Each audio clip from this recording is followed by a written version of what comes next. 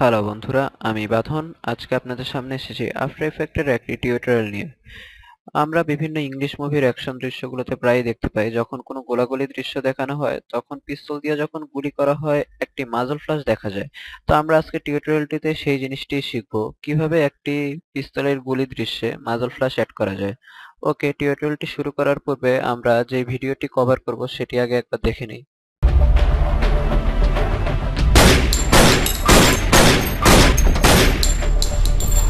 ওকে, আপনারা যদি একটু লক্ষ্য করেন তাহলে দেখতে পাবেন এখানে আসলে একই সাথে কয়েকটি ইফেক্ট কাজ করেছে। যেমন দেখুন, এই গুলি দৃশ্যটিতে যখন গুলিটি করা হলো তখন প্রথমে একটি মাজল ফ্লাশ হলো এবং পিস্তলের ব্যারেলটি কিছুটা পিছনে গেল, এবং গুলির শেল অর্থাৎ গুলির খোসাটি পিস্তলের পিছন দিক দিয়ে বের হয়ে আস্তে আস্তে ফ্রেমের বাইরে চলে গেছে। এছাড়াও যখন গুলিটি করা হয় তখন আমার বন্ধুর শার্টে এখানে একটি স্পার্ক লক্ষ্য করা গিয়েছে। আসলে এটি আমরা মজা করে দিয়েছিলাম, রক্তের পরিবর্তে যাই হোক। এবং আরো একটি ইফেক্ট এখানে কাজ করেছে যেটি আসলে খুবই ইম্পর্টেন্ট, শটটিকে রিয়েলিস্টিক করার জন্য ইফেক্টটি খুবই প্রয়োজনীয়। সেটি হচ্ছে, আপনারা একটু খেয়াল করলে দেখতে পাবেন যখন গুলিটি করা হয় তখন এই মাজল ফ্ল্যাশটির আলোর কারণে আশেপাশটাও কিছুটা আলোকিত হয়েছে। অর্থাৎ এই মাজল ফ্ল্যাশটির লাইটটা আশেপাশটাকেও কিছুটা লাইট করেছে। যেমন দেখুন, এই ফ্রেমটিতে আলো স্বাভাবিক, কিন্তু পরবর্তী ফ্রেমটিতে আলোটা কিছুটা বেড়ে গেছে, আবার মাঝল ফ্ল্যাশটি শেষ হয়ে গেছে, আলোটিও চলে গেছে। যাই হোক, আমি চেষ্টা করব আজকে টিউটোরিয়ালটির মাধ্যমে আপনাদেরকে এই সবগুলো জিনিসই শেখানোর। তাহলে আসুন শুরু করা যাক। আমরা প্রথমে আফটার ইফেক্টে আমাদের যে প্রয়োজনীয় ফুটেজগুলো সেগুলো ইম্পোর্ট করে নিব। এর জন্য আমরা এই জায়গাটিতে রাইট ক্লিক করে ইম্পোর্ট ফাইলে ক্লিক করতে পারি, অথবা মাউসের ডাবল ক্লিক করতে পারি। তারপর আমরা প্রয়োজনীয় ফাইলগুলো যে ফোল্ডারে আছে সেটিতে ঢুকে ফাইলগুলো সিলেক্ট করে নেব। আমাদের আসলে এই ভিডিওতে যতগুলো ফাইল দরকার সবগুলোই আমি আগে একটি ফোল্ডারে এনে রেখেছি কাজের সুবিধার জন্য। যাই হোক, আমরা এখন সবগুলো ফাইলই একবার ইম্পোর্ট করব। এর জন্য সবগুলো ফাইল সিলেক্ট করে ওপেন চাপবো। ওকে, সবগুলো ফাইল ইম্পোর্ট হয়ে গেছে। এবার আমাদের যে মেইন ফাইলটি অর্থাৎ মেইন যে ভিডিও ফাইলটি সেটিকে ড্র্যাগ করে আমরা এই বক্সটিতে ফেলবো, অর্থাৎ এটিকে একটি নিউ কম্পোজিশনে ওপেন করব। ভিডিওটি একটি নিউ কম্পোজিশনে ওপেন হলো। ওকে, আসলে আমাদের সম্পূর্ণ ভিডিওটি দরকার নেই, আমরা শুধু এই অংশটি নিয়ে কাজ করব। তো আমরা আসলে কাজের সুবিধার জন্য বাকি অংশগুলো আপাতত বাদ দিয়ে দেব। এর জন্য আমরা কার্সরটি এখানে রেখে ওয়ার্ক স্টার্টটি এখানে টেনে আনবো এবং ওয়ার্ক ইনটি, সরি, ওকে, আপনারা যদি কাজের ক্ষেত্রে কখনো কোনো ভুল করে ফেলেন সেক্ষেত্রে আপনারা কন্ট্রোল জেড চাপতে পারেন। এক্ষেত্রে আপনারা যে ভুলটি করেছেন সেটি আবার আগের মতো হয়ে যাবে, অর্থাৎ সেটি আন্ডো হয়ে যাবে। এবং ওয়ার্ক ইনটিকে আমরা এখানে নিয়ে আসবো, তারপর মাউসেরটি এখানে রেখে রাইট বাটন ক্লিক করে ট্রিম কম্পেরিয়া চাপবো। ফলে আমরা যতটুকু অংশ সিলেক্ট করেছি এখন আমাদের কম্পোজিশনে শুধু ততটুকুই দেখানো হবে। ওকে, আপনারা কম্পোজিশনের এই মনিটরটিতে জুম ইন জুম আউট করা যাবে না, আপনাদের মাউসের স্ক্রল বাটন চাপতে পারেন এবং কাজের সুবিধার জন্য এটিকে ডানে বামে নাড়ানোর জন্য মাউসের মিডল বাটনটি চেপে এটি ডানে বামে নাড়াতে পারেন। অবশ্যই এই অপশনটি CS3 তে কাজ করবে না, আমি CS4 ইউজ করি, এটি CS4 এ কাজ করে। আচ্ছা, যাই হোক, এবার আমরা, ওকে, এখানে আমাদের প্রথম গুলিটি করা হয়। গুলিটিতে আমরা যে মাজল ফ্লাশ গুলো অ্যাড করবো এবার আমরা সেগুলো আনবো। এই মাজল ফ্লাশ গুলো আমি আগেই নামিয়ে রেখেছি। ওকে, মাজল ফ্লাশ গুলো মাজল ফ্লাশ গুলোর সাইজ আসলে অনেক বড়, আমাদের এগুলোর সাইজটা একটু ছোট করতে হবে।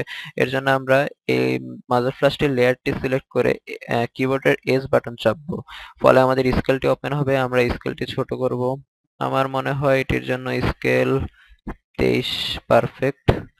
ওকে, এবার দ্বিতীয় মাজল ফ্লাশটি একইভাবে দ্বিতীয়টি সিলেক্ট করব এবং এটির স্কেল 21। ওকে, এবার আমরা আমাদের কাজ শুরু করব। ওকে, আমাদের প্রথম গুলিটি এই পজিশনে হয়েছে, এবার আমরা মাজল ফ্লাশটি নিব। আচ্ছা, আপনারা এখানে আরেকটি কাজ করতে পারেন, মাজল ফ্লাশটির প্রথম ফ্রেমটি আপনারা বন্ধ করে দিতে পারেন, অর্থাৎ মাজল ফ্লাশটি দুটি ফ্রেম জুড়ে আছে, এটি আপনারা ইচ্ছা করলে একটি ফ্রেমে করে নিতে পারেন। এর জন্য আমরা একটি ফ্রেম বন্ধ করে দিব। আপনারা কম্পোজিশনের টাইমলাইনে জুম ইন জুম আউটের জন্য এই টুলটি ব্যবহার করতে পারেন। ওকে, আমরা একটি ফ্রেম বন্ধ করে দিলাম। ওকে, এখন এটি শুধু একটি ফ্রেম জুড়ে থাকবে। এবার আপনারা এটিকে সিলেক্ট করে আমাদের পিস্তলের কাছে নিব। ওকে, এটিকে আসলে আমাদের কিছুটা রোটেট করা দরকার। এর জন্য আমরা কিবোর্ডের ডব্লিউ বাটন চেপে রোটেট টুলটি সিলেক্ট করে করতে পারি, অথবা এখান থেকে রোটেট টুলটি সিলেক্ট করে নিব। এটিকে আমরা কিছুটা রোটেট করলাম। ওকে, এবার আমরা আবার সিলেকশন টুলটি সিলেক্ট করব। এর জন্য কিবোর্ডের শর্টকাট হচ্ছে ভি, অথবা এখান থেকে সিলেকশন টুল। ওকে, পারফেক্ট। এবার দ্বিতীয় গুলি এখানে, এটিকে আনবো, এটিরও প্রথম ফ্রেমটি বন্ধ করে দিব, এটিকে এখানে নিব, রোটেশন টুল দিয়ে কিছুটা রোটেট করে নিব, জায়গা মতো বসাবো। ওকে, ওকে, আমরা আরেকটি কাজ করে নিতে পারি। আচ্ছা, আসলে আমাদের মাঝল ফার্স্টটি খুব একটা রিয়েলিস্টিক দেখাচ্ছে না, এটির কালারে আমাদের কিছুটা পরিবর্তন আনা দরকার। এর জন্য এটিতে একটি কালার কারেকশন ইফেক্ট প্রয়োগ করব। ওকে, ইফেক্টটি হচ্ছে কার্ভস। আপনারা এখান থেকে ইফেক্টটি নিয়ে মাঝল ফ্ল্যাশে নিতে পারেন এবং তারপর এটিকে কিছুটা ব্রাইট করে দিতে পারেন। ওকে, আমার মনে হয় এটি এখন কিছুটা রিয়েলিস্টিক দেখাচ্ছে। আমরা দ্বিতীয় মাঝল ফ্ল্যাশটিতে একই ইফেক্ট প্রয়োগ করব। ওকে, এখন আমরা আমাদের পরবর্তী গুলি দৃশ্যগুলোতে এই একই মাঝল ফ্ল্যাশ কপি পেস্ট করে বারবার ব্যবহার করব। ওকে, এখানে আমাদের তৃতীয় গুলি। আপনারা মাঝল ফ্ল্যাশ টিকে কপি করার জন্য বা ডুপ্লিকেট করার জন্য মাঝল ফ্ল্যাশটি সিলেক্ট করে এডিট অপশন থেকে ডুপ্লিকেট চাপতে পারেন, অথবা কন্ট্রোল ডি দিয়ে ডুপ্লিকেট করতে পারেন।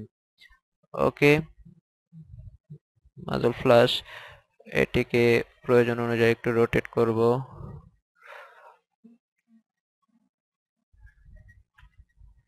ওকে, আমার মনে হয় বাকি প্রত্যেকটি কাজই আসলে আমাদের একইভাবে করতে হবে। আপনারা যদি চান একই মাঝল ফ্ল্যাশকে আপনারা বারবার ব্যবহার করলেও এটিকে কিছুটা পরিবর্তন করতে পারেন। যেমন এই দুটি মাঝল ফ্ল্যাশ আসলে একই, তো এটিতে কিছুটা বৈচিত্র্য আনার জন্য আমি যে কাজটি করব, এটিকে আমি পুরোপুরি উল্টিয়ে দেব, ফলে এটি আগেরটির থেকে কিছুটা হলেও অন্যরকম দেখাবে। দেখুন, আরেকটু রোটেশন। ওকে, এবার দেখুন এই মাঝল ফ্ল্যাশ আর এই মাঝল ফ্ল্যাশটি যদিও একই, কিন্তু দুটো কিন্তু দেখতে কিছুটা ভিন্ন রকম দেখাচ্ছে। ওকে, একইভাবে আমরা পরবর্তী গুলি দৃশ্যগুলোতে এই মাঝল ফ্ল্যাশগুলোই কপি করে বারবার ব্যবহার করব। ওকে, আমি মাঝল ফ্ল্যাশগুলো কপি পেস্ট করে সবগুলো গুলি দৃশ্যে এগুলোকে অ্যাড করেছি। আমরা প্রিভিউটি একবার দেখে নিতে পারি। ওকে, প্রিভিউটি দেখার পূর্বে আমাদের আসলে এখানে মেইন ভিডিও সাউন্ডের কোনো প্রয়োজন নেই, তাই আমরা মেইন ভিডিও সাউন্ডটি অফ করে দিব। আমরা সাউন্ড এডিটের জন্য আসলে আফটার এফেক্ট খুব একটা কাজের নয়। এর জন্য আপনারা অন্য কোনো সফটওয়্যারে সাউন্ডটি এডিট করে তারপর আফটার এফেক্ট এনে সাউন্ডে অ্যাড করতে পারেন, এটাই বেশি সুবিধাজনক। ওকে, আমার মনে হয় এটি এখনই মোটামুটি কিছুটা ভালো দেখাচ্ছে। যাই হোক, এবার আমরা আমাদের দ্বিতীয় ইফেক্টটি নিয়ে কাজ করব। তবে তার পূর্বে আপনাদের যদি আসলে এতগুলো লেয়ার দেখতে কোনো সমস্যা হয়, সেক্ষেত্রে আপনারা এই 6টি মাঝল ফ্ল্যাশের লেয়ারকে একটিতে পরিণত করতে পারেন। এর জন্য আপনারা 6টি মাঝল ফ্ল্যাশকে সিলেক্ট করে লেয়ার অপশন থেকে প্রি কম্পোজ অপশনটি সিলেক্ট করতে পারেন। আমার মনে হয় আপনারা এটি দেখতে পাচ্ছেন না, যাই হোক এটি লেয়ার অপশনের সর্বশেষ অপশন, অথবা আপনারা কিবোর্ডে শর্টকাট কন্ট্রোল শিফট সি চাপতে পারেন। প্রিকম্পোজড অপশনটি ওপেন হলো। আমরা এখানে লিখব ফ্ল্যাশ। ওকে, তারপর এটিকে ওকে করব। ওকে, এখন সবগুলো মাঝল ফ্ল্যাশ একটি লেয়ারের ভিতরে ঢুকে গেল, এবং এই সবগুলোকে যদি আপনি আলাদা আলাদা ভাবে দেখতে চান তাহলে ফ্ল্যাশে ডাবল ক্লিক করতে পারেন। এই যে আমাদের ফ্ল্যাশ কম্পোজিশনটির ভিতরে সবগুলো মাঝল ফ্ল্যাশ আলাদা আলাদা দেখাচ্ছে। যাই হোক, মেইন কম্প। এবার আমরা আমাদের পিস্তলের গুলির শেল অর্থাৎ গুলির খোসাটি লাগাবো। এজন্য আমরা শেল ইফেক্ট ফুটেজটি ড্র্যাগ করে কম্পোজিশনে নিয়ে আসব। এটির সাইজও আসলে অনেক বড়, আমরা এটির সাইজও ছোট করব। এটির স্কেল 4। ওকে, আমার মনে হয় 4 পারফেক্ট। দেখুন আমাদের প্রথম গুলি হয়েছে এখানে। আপনারা ইচ্ছা কম্পোজিশনে যদি ফ্রেম বাই ফ্রেম আগাতে চান, অর্থাৎ একটি একটি করে ফ্রেম, সেক্ষেত্রে আপনারা পেজ ডাউন এবং পেজ আপ অপশনটি ব্যবহার করতে পারেন। এটা আসলে খুবই কাজের একটি টুল। সূক্ষ্ম কম্পোজিশনের ক্ষেত্রে আমাদের এই টুলটি খুবই সাহায্য করবে। যাই হোক, আপনারা বুলেট শেলটি পিস্তলের পিছনে সেট করে নেবেন, এবং এবার এটিকে আমাদের অ্যানিমেট করে আসলে ফ্রেমের বাইরে নিয়ে যেতে হবে। এর জন্য আমরা শেল লেয়ারটি সিলেক্ট করে পি অর্থাৎ পজিশনটি আনবো, তারপর কি ফ্রেম অপশনটিতে ক্লিক করব। এখানে একটি কি ফ্রেম চালু হলো। একটি শেল আসলে গুলি করার পরে কি ফ্রেমের বাইরে চলে যেতে 10 থেকে 12টি ফ্রেমই যথেষ্ট, তাই আমরা এখানে দেখুন 24 ফ্রেম আছে। আমরা ওকে 35, আমরা 11টি ফ্রেম ব্যবহার করব, তারপর এটিকে ফ্রেমের বাইরে নিয়ে যাব। ওকে, এটি আসলে সোজা খুব একটা সুন্দর দেখায় না, আমরা এটিকে আরেকটু রিয়েলিস্টিক করার জন্য এটিকে কিছুটা বাঁকা করে দিব। ওকে, আমার মনে হয় এটি অনেকটি পারফেক্ট দেখাচ্ছে। যাই হোক, আমরা আগে পিছের এগুলো অফ করে দিব কারণ আমাদের এগুলো প্রয়োজন নেই।